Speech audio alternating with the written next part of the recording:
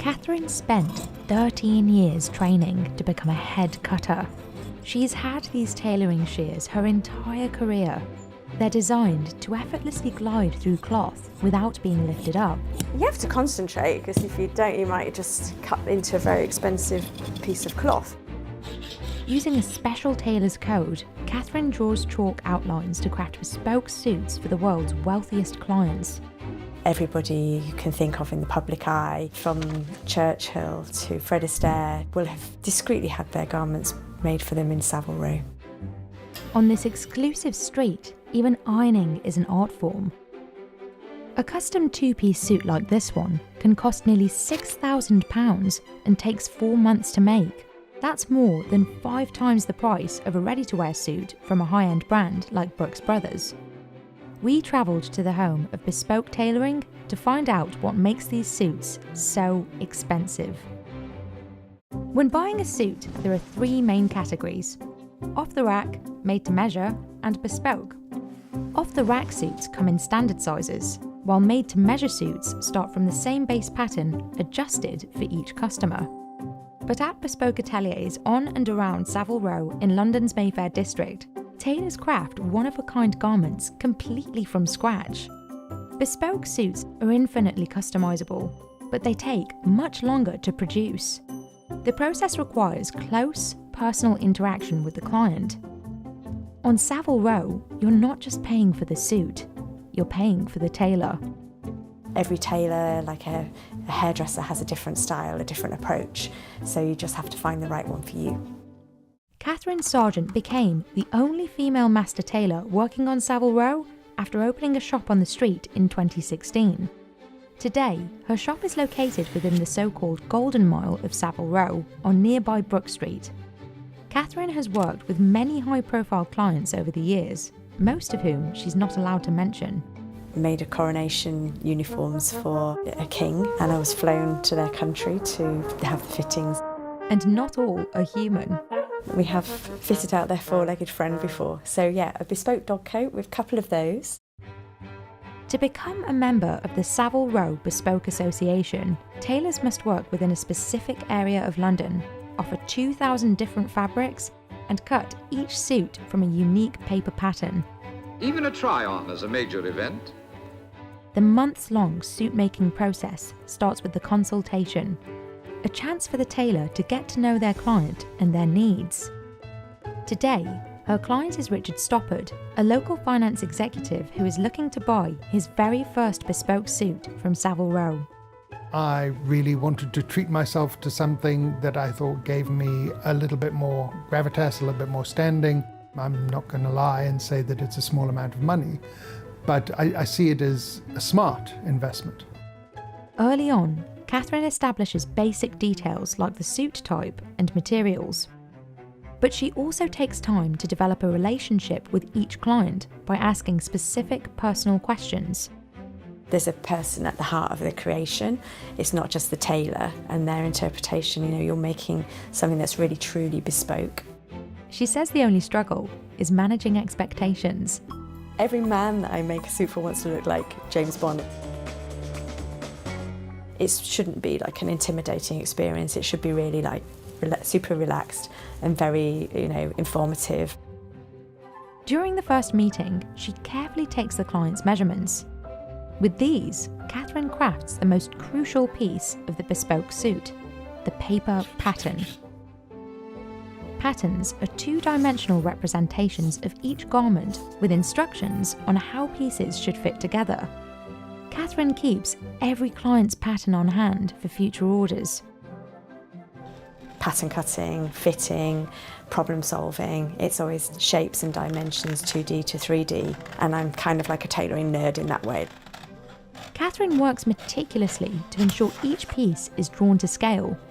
But as precise as she is here, sometimes the client's size may change during the process.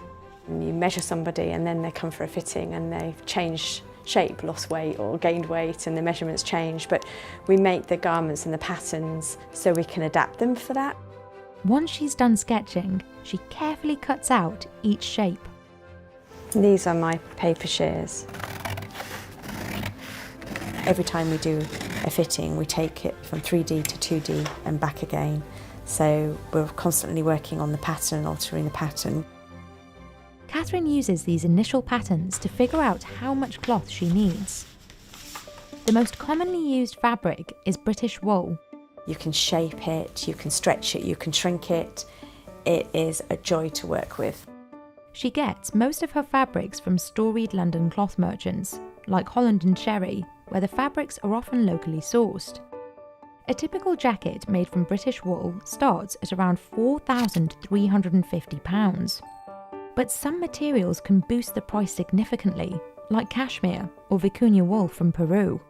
That cloth is probably the most expensive cloth in the world, and for an overcoat you would be talking upwards of £20,000.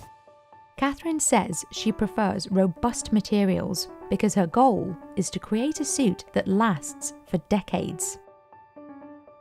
The next step is striking or marking up the cloth with a sharpened piece of tailor's chalk. With a piece of chalk, you can get a really nice sharp edge and get a really lovely curve. You tend to do those curves freehand. Catherine leaves extra cloth on the edges in case she needs to lengthen it. It's called the inlay, and it remains inside the final suit, so the garment can be altered even years later if needed. So a garment that's made by hand, by us, would hopefully last 10, 15, 20 years, even longer than that if people take care of their clothes. Once the fabric is marked, she cuts out the rough shape of the suit. On Savile Row, a master cutter is never without their high-quality steel scissors. My tailoring shears I've had for over 25 years. I've never had them sharpened. They've sort of become an extension of you, so I really don't want to get any new ones. I think they'll probably last me throughout my career. The tailoring shears are designed to glide, so when you cut the cloth, you're not actually lifting the shears up in the air. It allows you to really get a nice control, a nice straight line over the cloth. For me, this is the sort of most relaxing, easiest part of the job. Just the noise is very satisfying. You've sort of accomplished something, you've made a pattern, and you're now going to see this garment come together.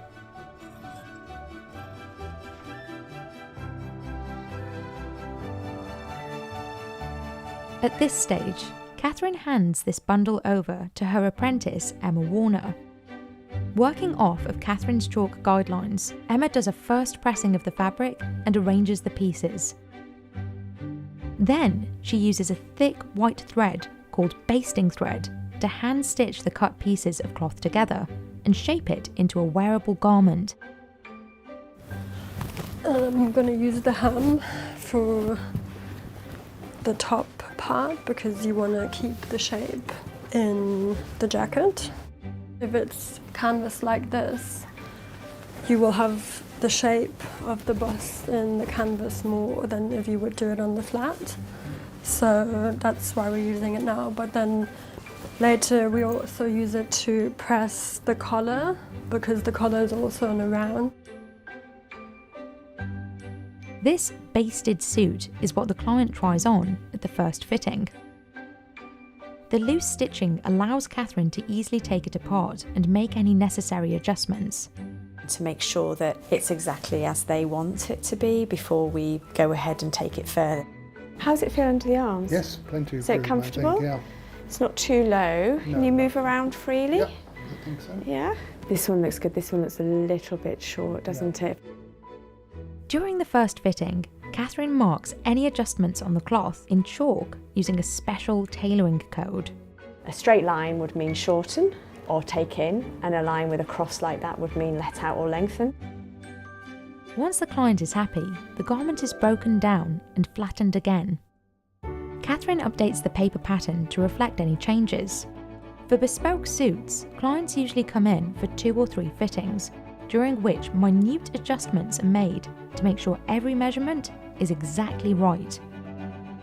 After weeks of back and forth, the suit finally starts to take shape. At this stage, tailors add wool padding to the shoulders and the collar to give the suit its structure.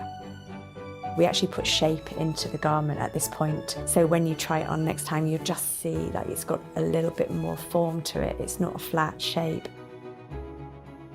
Once the client and the tailor are happy with the suit, it's sent out for finishing, in which artisans attach the lining and stitch the edges. The suit then needs to be pressed to make sure it's perfectly crisp and flat for the client. It might look like normal ironing, but this step is essential to maintaining Savile Row's high standards. And there are few in the business who can press a garment like George. I was taught by a presser in which he was doing it for 60 years, so I suppose you could say that I inherited 60 years experience. There's no one we haven't pressed for, and we currently press for around about 95% of the industry at the moment. As with every other stage of the tailoring, the presser pays close attention to detail, making sure there's not a single wrinkle in any of the fabric. Give the back drape a really nice clean finish, and the back of the sleeves, the fullness are all pressed out really nicely, and now we'll concentrate back on the front again and just complete the front by pressing these lapel edges and making sure we've got a good decent crease down here and a natural roll towards the end.